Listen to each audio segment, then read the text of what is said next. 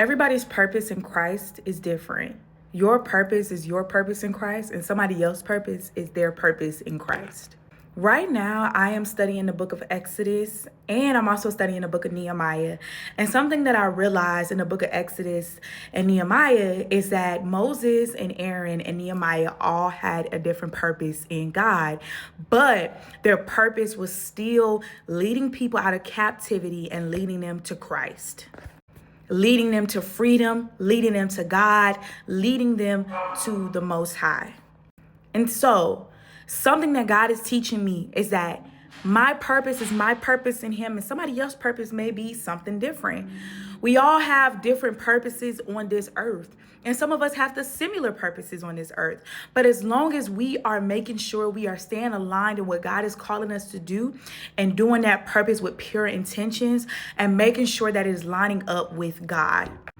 Everybody's not called to be a pastor. Everybody's not called to be on a pulpit.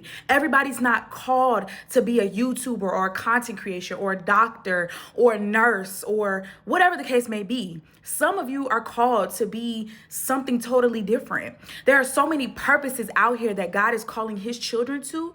And if we all are trying to compare or focus on what the next person is doing or focusing on something else besides what God is calling you to do, how are we going to be called to those places if we're not focused on who God is calling us to be? Some of y'all are called to different things. Some of y'all are called to be doctors. Some of y'all are called to be teachers. Some of y'all are called to be daycare teachers. Some of y'all are called to be police officers. Some of y'all are called to be social workers. Some of y'all are called to do so many different things, and all of those things are beautiful.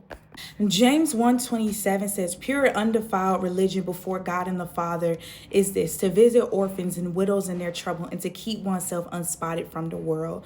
So again, some of us are called to the most darkest places. Some of us are called to the widows. Some of us are called to the foster care system. Some of us are called to be something else. All of us are not called to the same thing, but it's still a beautiful thing. And when you are confident in who God has called you to be, you're not going to be worried about the next person or what they're doing that you're not doing. You're going to be focused on what God is calling you to do, and you're going to be able to stand up and to do that very thing that God is calling you to do. God bless you all, and I pray that this bless somebody.